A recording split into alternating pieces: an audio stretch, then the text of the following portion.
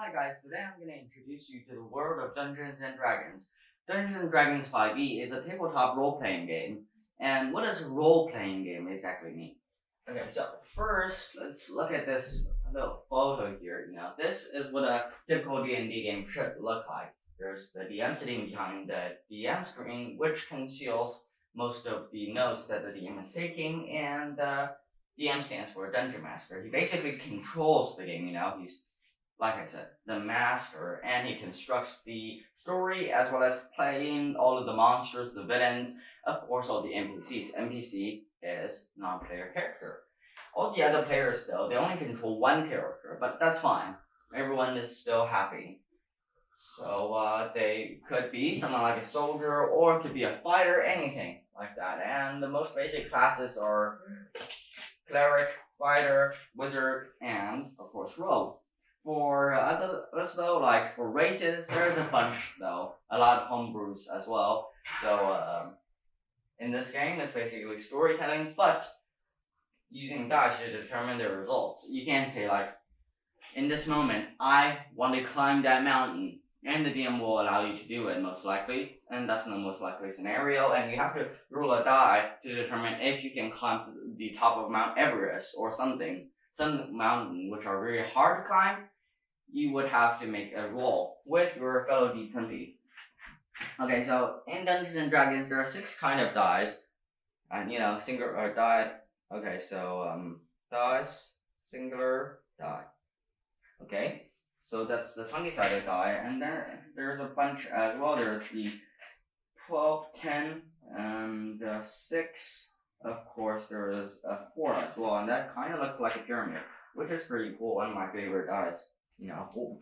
All of those.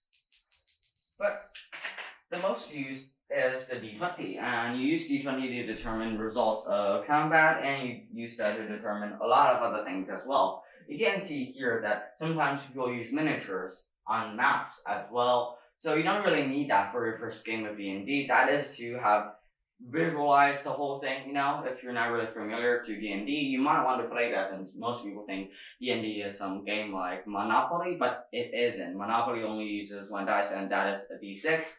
And of course, Monopoly only limits you into doing some things, but Dungeons & Dragons will allow you to do whatever you want. Climb Mount Everest in the game, if there is a Mount Everest in the world that your DM created, or you could just go drink 10 pounds of beer, or you could be anyone you like. You could be like boss of the world, you could be a king, or anything. Yeah, something like that. And anyway, and here's what a normal game of D&D would look like. The dragon falls from the sky, crashing into the volcano. Wait! He's not dead. He crawls out, spreads his wings, and prepares to attack. Wait. Doesn't he say something first? Maybe in the voice of a beloved celebrity? Fine. You'd think, after all these years, I'd know not to fly over volcanoes. I'm a freaking idiot. The dragon's Christopher Walken. That's perfect. All right, Amy, it's your turn. We need one more hit. Finish him off. Here we go. 15? It's a hit. The dragon collapses to the ground. No, wait. And says... Mother, is that you? Your little boy is coming home. Oh, I don't know about you guys, but I've been through the emotional ringer tonight. Illustrate the dice rolling with this little thing on Google. You just search for roll a die or roll dice, and then you can roll any dice you want here. So I'm just gonna roll a D20 to show you how this works. But in real life, you actually roll a real dice, since this is something predictable, and it's always low or it's always high, so not really perfect. And this is the character sheet, and it kind of describes everything your character is, how strong he is, how fast he is, and how strong he is. Alright, and his profession, his race, his class, everything in between as well. What skills is he proficient in? Okay, so let me paint a picture So you and your team in the game are trying to find the big bad guy, since one of the big bad guys have your teammates, but you don't know where the big bad guy is. So you know that the big bad guy usually drinks in this bar, so you guys are going to that bar and ask around for information about the big bad guy. Then you're going in, and then one of your wizard, which is this folk right here, I'm a wizard and I use a D6 for my hit die, and you go closer to one associate of the big bad guy, and maybe you will try to persuade him, maybe you will try to intimidate him, or try to play good cop, bad cop. It's your choice. You can do that in D&D as well. But I have a bonus in persuasion, in the art of persuasion, so I'm just going to use that. And this is called a ability check, and ability checks are one of the most important things in D&D. But how to make an ability check, though? Yeah, that is the question.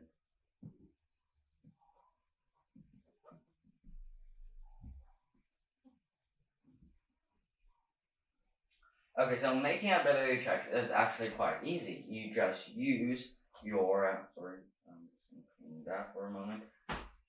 Use your d20 and roll it, plus your proficiency modifier. If you're proficient in the ability that you're using, since I am proficient in the art of persuasion, I'm just going to add my proficiency bonus. As well as that, I'm going to add my, guess what?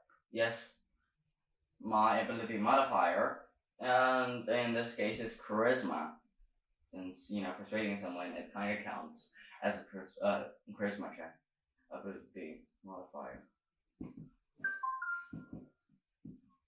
So I'm just going to use mod instead of modifier. It's basically the same thing. Okay, but that have to go against the DC of some task. Since this guy is pretty tough and he is a little hard to persuade, he is cold-hearted, is a cold-hearted beast. So the DC of this should be about 15, and this is a level 1 wizard, which for a level wizard, this should be pretty hard.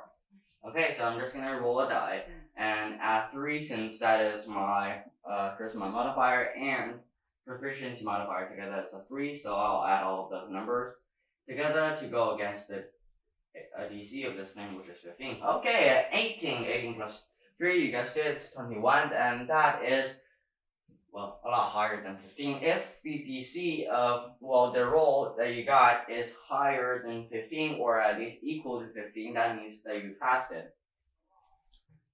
So, there you go. You passed the DC, and this time you could say, the DM will describe this situation as, you go and persuade him, and then you succeed. That's pretty boring, You could try to improvise a little bit, and the player might actually be describing the situation this time, because he has succeeded. So I go over to the associate of the big bad guy, and then I tell him, please, one of my family is in danger. You gotta help me. I'm telling the truth. Please, I'm so scared. You seem like a nice guy. Please help me. Or something like that, and the DM will play as the NPC for the open. And I said, okay, I'll help you. On one condition. You do not tell the big bad guy that I help you. Or something like that. So that is a successful ability check. But ability checks don't really only include, going against someone's DC. But of course, that's all there is to it. Except for sometimes if you're going against some guards and going against some tough terrain, you gotta make an ability check to see if you actually can sneak past the guard or just climb up the really hard terrain.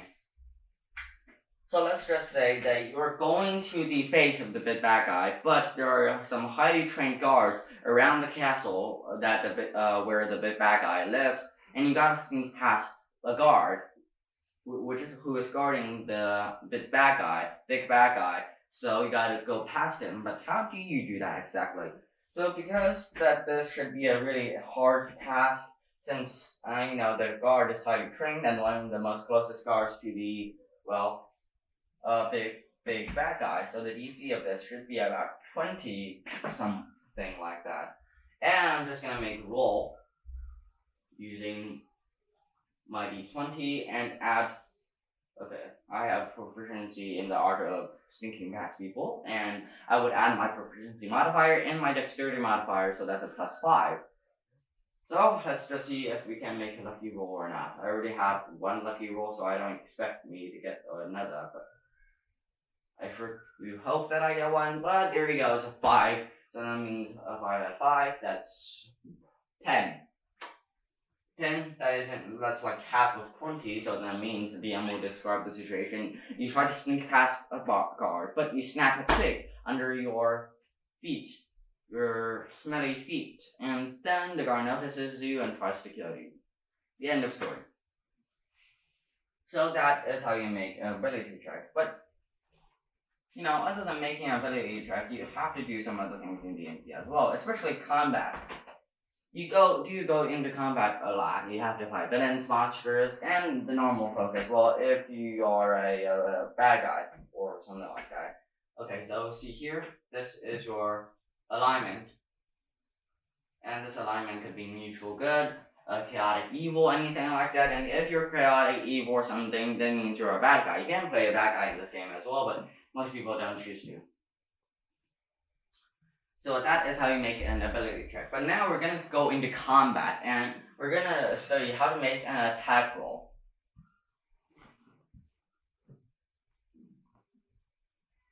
So in D&D, there are 2 ways of combat. One is casting a spell, and the other is just using a weapon in real life. And in D&D, there are 2 kinds of weapons. One is like a short-range weapon. Well, no, it's not a short-range weapon. More like a hand-to-hand combat kind of weapon. Maybe your fist that counts as a melee weapon, and maybe axes, daggers, short swords, long swords, maces, great axes, something like that. But for ranged weapons, it's more like a crossbow. And if we're going to the modern world, it's a gun. Okay, something like that. So we're just gonna attack the guard, and the guard is highly trained, so he'll have an AC of 15 and a HP of 30. These 2 should not be too hard to understand. And AC is like a DC, which is a difficulty class, but this is like for a human, and if you surpass this AC, that means you'll be able to hit him. And the HP stands for hit points. If you're a gamer, well, you must know that HP stands for health points, and it's basically the same thing.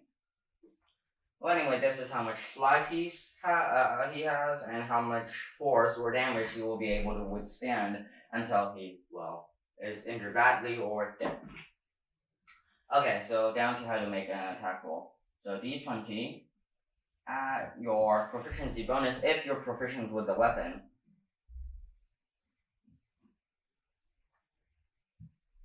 And, of course, your strength modifier or dexterity modifier. So for melee weapons, you would add your strength modifier, and for some other weapons, like ranged weapons, you would add your dexterity modifier. So there we go, that's how you make an attack roll. So we're just going to use our great axe to make an attack roll against this person right here to see if we can do it or not. There you go. It's a 6. Yay! Nope, not really a yay. So it's a 4th, and means it's a 10, and 10 does not surpass or at least be equal to the AC of the enemy, which is 15. That means you are not able to hit the enemy, and that finally means that, well, you have failed. So the DM might describe this situation as you hurl a great axe to the enemy with all your might and try to smite the enemy, but you fail, and he kind of dodged a bit, and the axe kind of missed. So yeah, that's about it. And we're just going to skip over the part where the guard attacks too, and now we're going to talk about how to use the light crossbow. And the light crossbow is a ranged weapon, so that means maybe you're going to run a little bit away from the guard and then try to shoot him from afar. So this means that you'll have a +4 attack bonus. This is because I will use my dexterity modifier for ranged weapons, and of course add my proficiency modifier since I am proficient with the light crossbow as well. This is not normal for wizards, but this wizard is special in some way though. There you go. +5. Please be at 20. Okay, it's a 9, so that means it will be a 14, and 14 still, it does not hit the enemy since it does not surpass or at least be equal to the AC of the enemy, which is 15. And the DM might describe your situation as you try to hit the enemy with your light crossbow, but you fail. Okay, so let me explain a little bit here. So if you roll a d20 and you get a 20 on the roll, that means you've had a critical hit, and that means that you'll automatically hit your enemy, and you have to double your damage. Let's just assume for a moment that we've actually surpassed and hit the enemy because our roll plus every appropriate modifier is higher than the enemy AC. So that means we would have to roll a damage die. For light crossbow, it is a 8. A 7. But still, in this place, you have to add your dexterity modifier and appropriate modifier. Since we're using a ranged weapon, we have to add our dexterity modifier, which is a 3, and together it will be a 10. And the enemy will take 10 damage points. 10 damage. And if you got a 20 on the roll, that's a critical hit. That means you have to double your damage die. So in this case, it will be like rolling 2 damage dice, and together it should be about 11. But then you do not double your ability modifier, which kind of sucks, but yeah, those are the rules. And if you hit 20 on the d20, that means now the enemy will get a 11. Yes, 14 damage. Bulldoging damage or slashing damage? I don't really know for these ranged weapons. Okay, so that's about how you make an attack roll. But now we're just gonna move on a little bit and talk about spells, and most likely 2 kinds of spells. The spells, they range from level 0 to level 9, but humans, or actually characters in the game, they range from level 1 to level 20. And why? Why is that? Okay, that sounds a bit strange, you might ask, because there is level 0 spells, but there are only level 1 characters. Level 0 spells are cantrips. They're called cantrips, and you can cast them, tens of thousands of times a day if you really want to. But for level 1 spells to level 9 spells, some you can cast if you do not have a spell slot, but the others you can only cast a limited amount of time because you only have enough energy to cast those. So now we're going to talk about 2 spells, one a fireball and another fireball. What's the difference between these 2? To know that, we have to first know what is a spell save DC and what is a spell attack bonus. So how do you calculate your spell save DC? It's basically 8 plus your proficiency bonus and your ability modifier. So for wizards, it's intelligence. And for other charming people, for sorcerers, I think it's charisma. Okay, I think it's charisma. Is it? Oh, yes, it is charisma. And then for the clerics, they will have to add their, wisdom modifier. So together, that is your spell save DC, and your spell attack bonus is basically without the 8. Okay, so we're just gonna first use the spell Firebolt for this occasion. And my spell attack bonus is a +6, and this is basically like a ranged attack, except for this time you have to add your proficiency bonus whether you're proficient in using spells or not, because, yes you are, you most likely are, and you add your intelligence bonus for a wizard always for this spell attack. And this is a ranged attack, you make it just like a ranged attack. So, just roll that die right there. Oops. Didn't mean to do that. And it is a 14, and 14 plus 6, that should be about a 20. And this doesn't count as a critical hit since you just add up and there's a 20. That doesn't count. You have to roll a 20 on the die though. So that means you do hit your enemy, and this time we're just going to roll for the damage.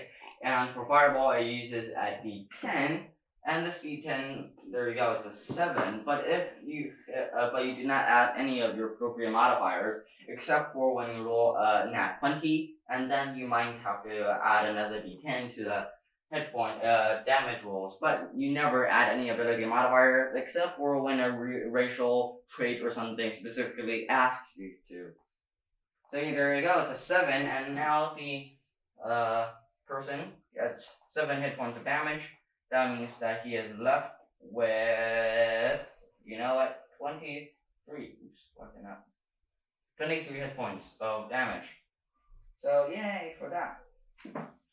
Okay. Now we're just gonna use another spell, and this is Fireball. Fireball is a 3rd level spell, and you can only use this like a few times a day, or you can use them a lot of times a day. Depends on which level you're on. So Fireball, it kind of automatically hits the enemy, and the enemy has to make a saving throw to know that he dodged it or not. But even though if he dodged it, he will still get half the damage. So he will make a dexterity saving throw. This is saving throws against your spell save DC. In this case, it's a 14.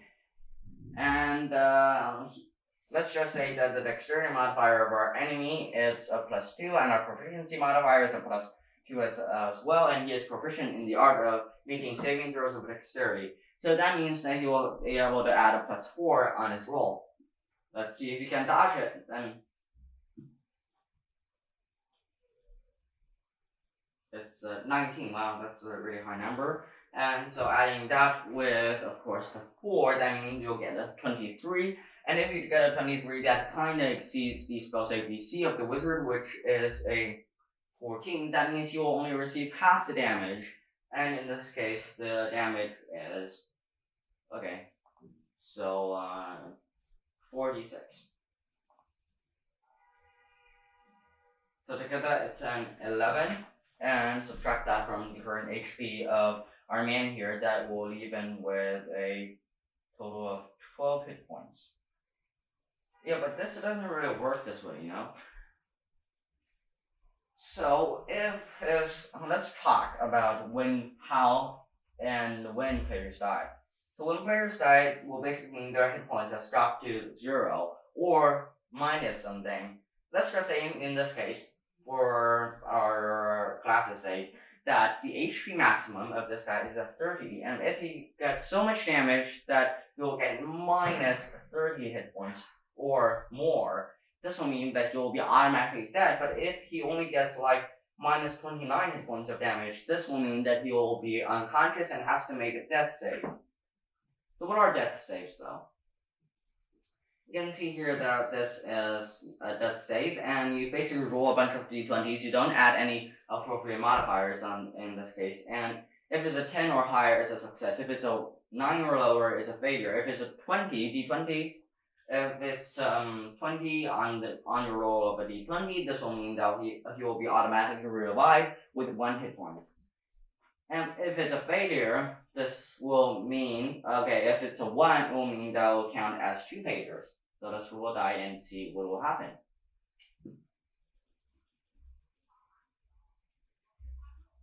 The first is a failure, the second is a success, the third one is a failure, and the fourth one is a success. It all depends on the last roll. And now he is revived, since you have to actually, draw here for a moment. And yes, you got 3 successes, and you got 2 failures. So there you go. That means that our little guard here is revived. Okay, but he didn't actually die. We're just saying this because of the class's sake. So there you go. This is how you play D&D, and these are the basic rules. To know more about the rules and about how to fill in your character sheet, since this is one of the most important pieces of paper in D&D, you would have to watch my other video of how to fill in your character sheet and know about alignments, experience points, initiatives, armor classes, and a whole bunch of those stuff. So, this is about it, and see you next time.